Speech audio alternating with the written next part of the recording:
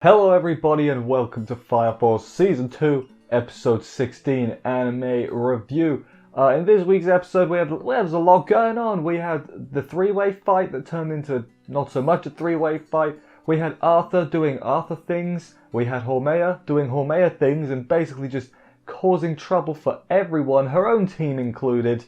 Lots of stuff going around. It was despite how it was a big old fight. Quite humorous this week's episode, and Fire Force's humour hasn't always hit with me, but this week it was pretty alright, I thought. Maybe that was just me. But anyway, let's crack on with the episode, see how everything went down, and do this thing.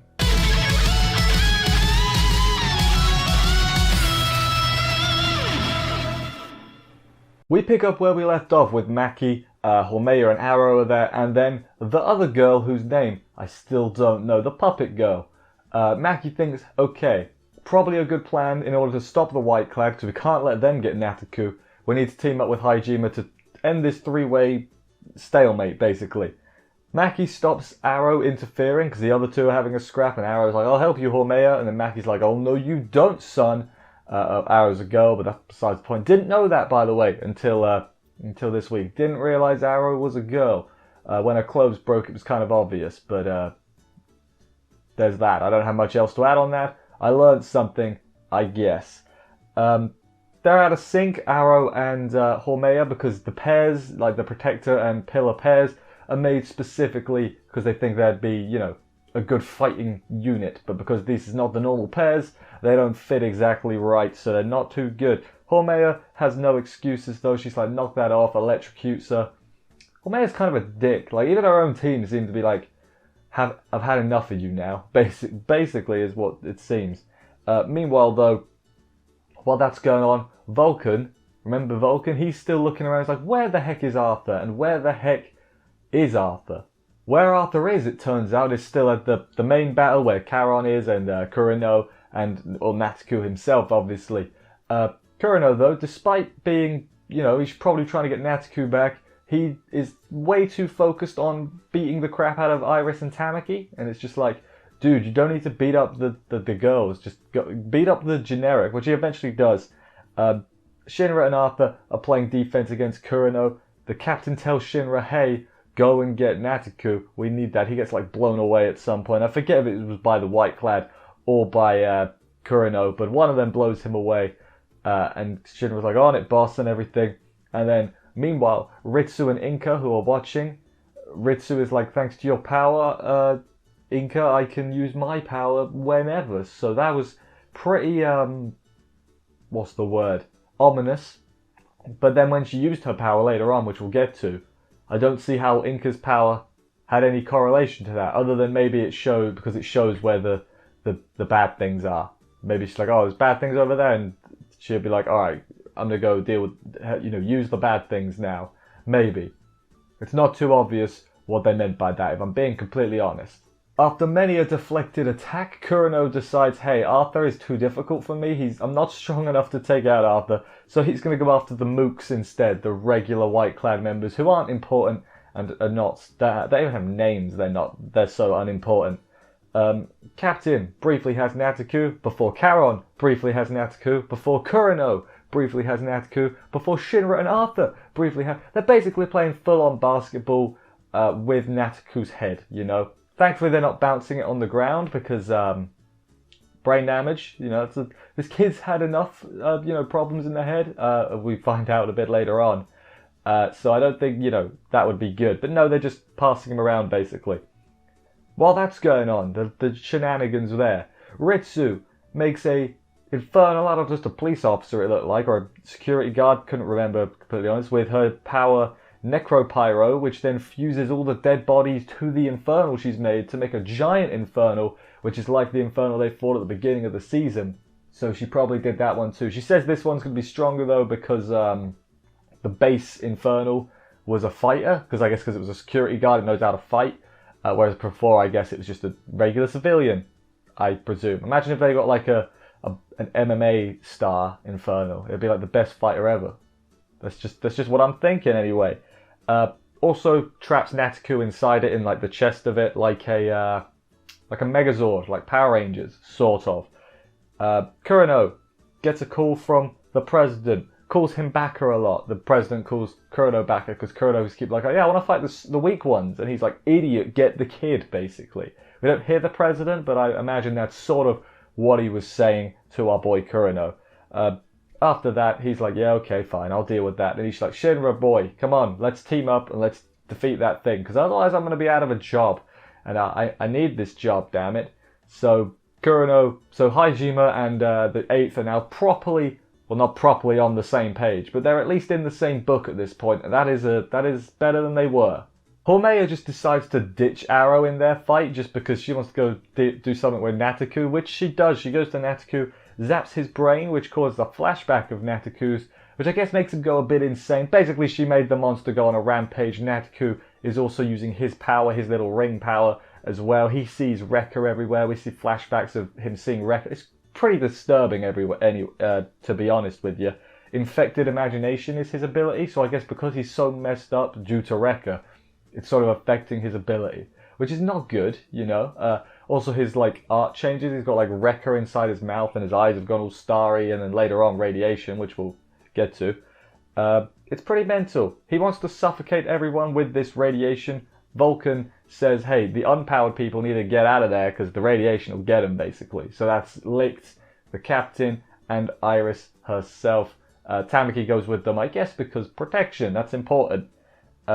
Vulcan, yeah, as I said people need to get out of there. And he's like, Arthur, where the hell are you? And then he just appears. Arthur just jumps on the truck and it's like, giddy up, Silver. And he's like, you know what? Fine, I'll be Silver. We can do that. But the important thing is there's radiation going on, which is dangerous. Even the, the pyro people, pyrokinetics as they're known, even they are in danger, but they are in less danger than the unpowered people. So that's why they're still there fighting. Also, they can't just let the monster go on a rampage. That'd be pretty irresponsible, I think you will agree. Inca, of course, being Inca, absolutely loves all this because of all the danger and everything. There's a funny scene where Ritsu is about to get zapped by one of the radiation blasts, and then Inca's just like, by the way, move to the left, you'll die if you don't. And she's like, oh, really? And then she does. It's like, oh, Inca, saving the day, as always. It was pretty fun how nonchalant she was like, by the way, you're going to die in about 3 seconds if you don't do it. There was a bird tweeting there. I hope that came through. Kureno is like, right, here's what we got to do. We got to kill Nataku to stop this. And Shinra's like, no, let's not be doing that. Let's just break him free instead. And then he's just like, all right, well, fine, I guess. They do that for a bit. After a while, though, Kureno just looks at it like, nah, man, that's too strong. That's far too strong. I need to get a new job. And he's not being very helpful. He's just off to the side while Shinra is fighting for his actual life. Thankfully, though, Shinra has a bit of help from an unexpected source. It's Charon. Charon blocks a beam and he's like, Shinra boy, my mission is to protect the pillars, so I will protect you. Because he's a pillar too, and I guess it makes sense. Basically, at this point, Hormeya is causing way more trouble than she's worth. I mean, she's a pillar, so she kind of has to be there. But even her own team are like, right, we're gonna fail our mission if you keep this up, alright? We need all the pillars alive, so you can't be killing Shinra and maybe Nataku as well. You know, we need to think this through. What are you doing, stupid Hormeya? Which I agree with. She's irresponsible to an insane degree. Like later on, Arrow is like, no, I think it's better that we don't do that as well. It's not good. So that was pretty good though. I like that Charon is teaming up with Shinra for the greater good, for their own sake, basically. It's their goals have all aligned because of Hormeya, basically. Maybe Hormeya did this but maybe Hormeya's a good guy. Maybe she's trying to get everybody on the same page to fight the Evangelists. I doubt it though. But if it is, that would be a hell of a play. Like, wouldn't have seen that. I know I just said it, but I wouldn't have seen that coming if that's where they're going. But I really don't think that's where they're going. I'm just going to make that perfectly clear right now. Vulcan tells Arthur he can be a legendary knight, and Arthur freaks out and shakes his booty in the air a lot, which is, you do you, Arthur. You do you. They got to go on top of the car. To stick the Excalibur in this little hole he's made, Vulcan's made some adjustments to the car, basically as an anti-Hormeya device, essentially. Arthur realizes the story is actually BS that he's being told by Vulcan. He's like, stick the sword in, and then you'll be a legendary knight like the hero of old. And Arthur's just like, hang on a second, friend. They pulled the sword out, and to which Vulcan is like, damn it, He's too smart about this stuff. Eventually, he does convince him by saying, though, the only way to pull it out, you got to stick it in first and then pull it out. And Arthur's just like, yes, that makes sense. I do that. And then he does it. There's a big old EM pulse, which zaps Hormea and everything. And Hormea's like, right, that's annoying. I'm going to go deal with that right now. And Arrow's like, please don't, because I guess that's stopping Natsuko as well, because it's because of her brain zap or whatever. He's going to be less chaotic than he would be with the brain zap active, I suppose. They sent Dominion after Hormea to stop her. Also, Arthur starts questioning the fantasy once the car starts moving. He's like, why would the sacred sword be in a moving vehicle? That doesn't make sense. And the EM pulse goes down.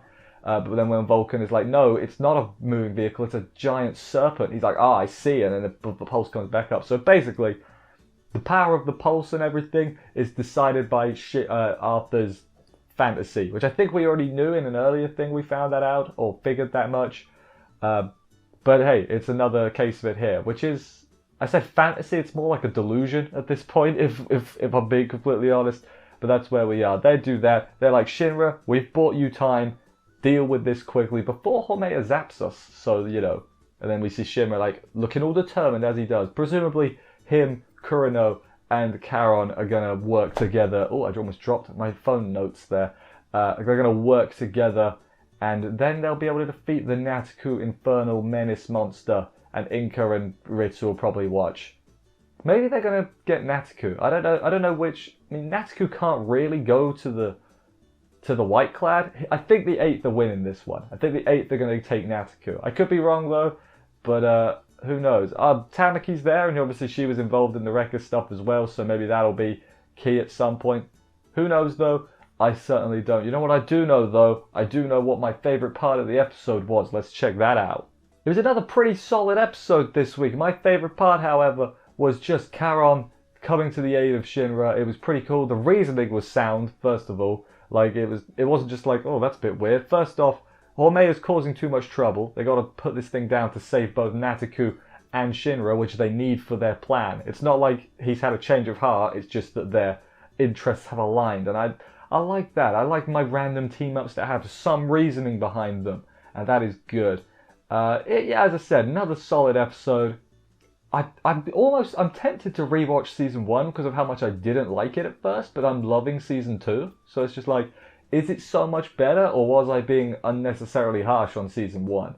I feel like this is better. Just a lot of it is because of the lack of Tamaki losing her clothes. Like, it's such a minor thing, but it really did take away from the first season, I thought. But no, maybe I will rewatch it at some point just to see. Who knows? But anyway, I think I'll wrap this up here. Thank you everybody for watching this review. I hope you enjoyed it. If you did, please consider subscribing and stuff for more reviews. That would help me out a hunky-dory lot, that's for sure. I will see you next week for another episode of this. Take care, and bye guys.